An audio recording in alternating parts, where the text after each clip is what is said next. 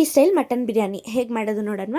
1/4 kg mutton, 1 tea spoon ಉಪ್ಪು, ಅರ್ಧ tea spoon ಅರಿಶಿನ ಪುಡಿ, 1 ಟೀ ಸ್ಪೂನು ಹಸಿಮೆಣಸಿನ್ಕಾಯಿ ಪುಡಿ, 1 ಟೀ ಸ್ಪೂನ್ ಧನಿಯಾ ಪುಡಿ, ಹಾಗೆ 1 ಟೀ ಸ್ಪೂನ್ ಬೆಳ್ಳುಳ್ಳಿ ಶುಂಠಿ ಪೇಸ್ಟು ಇದೆಲ್ಲ ಹಾಕ್ಕೊಂಡು 1 ಟಮ್ಲರು ನೀರು ಹಾಕ್ಕೊತಿದ್ದೀನಿ. ಈಗ ಇದನ್ನೆಲ್ಲ ಚೆನ್ನಾಗಿ ತಿರುಗಿಸ್ಕೊಟ್ಬಿಟ್ಟು 4ರಿಂದ 5 ವಿಷಿಲ್ ಮಟನ್ನ ಕೂಗಿಸ್ಕೊಳ್ಳೋಣ. ಈಗ ನಾನು 1.5 ಈರುಳ್ಳಿ ತೊಗೊಂಡಿದ್ದೀನಿ, ಮತ್ತು ಕೈ ತುಂಬ ಕೊತ್ತಂಬರಿ ಸೊಪ್ಪು, ಪುದೀನ, ಹಸಿಮೆಣ್ಸಿನ್ಕಾಯಿ ಒಂದು 9 ತೊಗೊಂಡಿದ್ದೀನಿ. ಈ ಸೈಜಲ್ಲಿ ಈರುಳ್ಳಿ ತೊಗೊಂಡಿದ್ದೀನಿ, 1.5 ಈರುಳ್ಳಿ ತೊಗೊಂಡಿದ್ದೀನಿ. ಈಗ ನಾನು ಇದರಲ್ಲಿ ಸ್ಟಾರ್ ಅನೀಸು ಮತ್ತು ಬಿರಿಯಾನಿದು ಇದು ಬರುತ್ತಲ್ವ, ಚಕ್ಕೆ, ಲವಂಗ, ಏಲಕ್ಕಿ, ಅದಾದಮೇಲೆ ಸೋಂಬು 1 ಟೀ ಸ್ಪೂನ್ ತೊಗೊಂಡಿದ್ದೀನಿ. ಈಗ ನಾವು ಎಣ್ಣೆ ಹಾಕ್ಬಿಟ್ಟು ಆ ಎಣ್ಣೆಗೆ ಬಂದು ಇದನ್ನೆಲ್ಲ ಹಾಕ್ಕೊಂಡು ಚೆನ್ನಾಗಿ ಹುರ್ಕೋಬೇಕು. ಹಸಿ ವಾಸನೆ ಎಲ್ಲದರದ್ದು ಹಸಿ ವಾಸನೆ ಬಂದು ಕಂಪ್ಲೀಟಾಗಿ ಹೋಗಬೇಕಾಗತ್ತೆ. ಈಗ ನಾನು 1 ಟೀ ಸ್ಪೂನು ಮೆಣಸುಕಾಳನ್ನ ಹಾಕ್ಕೋತಿದ್ದೀನಿ. ಧನಿಯಾ, ಮೆಣಸುಕಾಳು, ಹಸಿಮೆಣ್ಸಿನ್ಕಾಯಿ, ಈರುಳ್ಳಿ, ಚಕ್ಕೆ, ಲವಂಗ, ಏಲಕ್ಕಿ ಏನೇನು ತೊಗೊಂಡಿದ್ದೀವಿ ಎಲ್ಲದನ್ನೂ ನಾವು ಚೆನ್ನಾಗಿ ಎಣ್ಣೆಯಲ್ಲಿ ಹುರ್ಕೋಬೇಕಾಗತ್ತೆ. ಲಾಸ್ಟಲ್ಲಿ ಈಗ ಈರುಳ್ಳಿ ಎಲ್ಲ ಬೆಂದಾಯಿತು ಅಂದಮೇಲೆ ನಾವು ಕೊತ್ತಂಬರಿ ಮತ್ತು ಪುದೀನ ಹಾಕ್ಕೋಬೇಕು.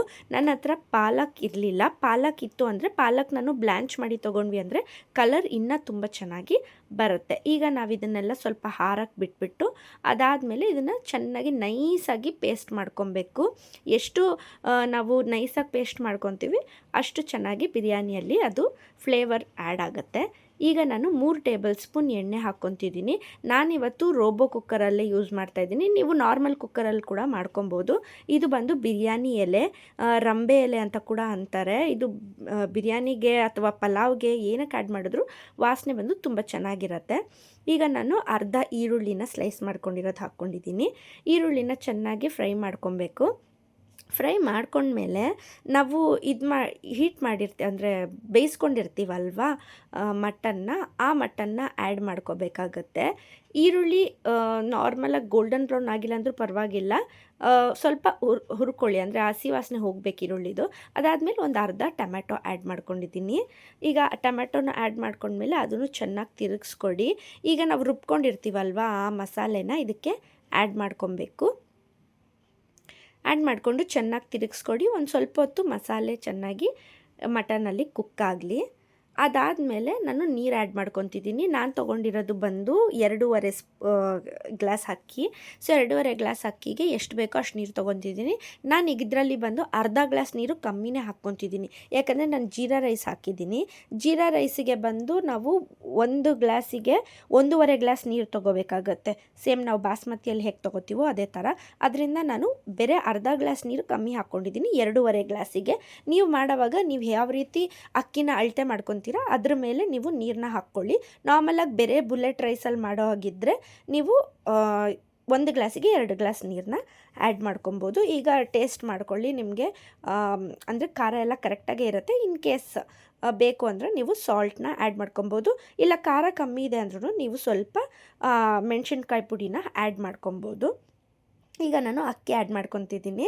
ಈಗ ನೋಡಿ 2.5 ಗ್ಲಾಸು ನಾನು ಅಕ್ಕಿ ತೊಗೊಂಡಿರೋದು. ಸ್ವಲ್ಪ ಹೊತ್ತು ಒಂದು 10 ನಿಮಿಷ ನೀವು ಅಕ್ಕಿನ ಚೆನ್ನಾಗಿ ನೀರಲ್ಲಿ ನೆನೆಸಿ ಯೂಸ್ ಮಾಡಿದ್ರಿ ಅಂದರೆ ಇನ್ನೂ ಟೇಸ್ಟ್ ಚೆನ್ನಾಗಿ ಬರುತ್ತೆ. ಜೀರಾ ರೈಸ್ ಯೂಸ್ ಮಾಡ್ತಿರೋದ್ರಿಂದ 10 ನಿಮಿಷ ನೀವು ನೆನೆಸಿದ್ರೆ ಸಾಕು, ಅದಕ್ಕಿಂತ ಮೇಲೆ ಬೇಡ. ಈಗ ನಾನು ಅಕ್ಕಿ ಎಲ್ಲ ಹಾಕಿದ್ಮೇಲೆ ನೀರನ್ನ ಚೆನ್ನಾಗಿ ಒಂದು ಸತಿ ತಿರುಗಿಸ್ಕೊಡ್ತಾ ಇದ್ದೀನಿ.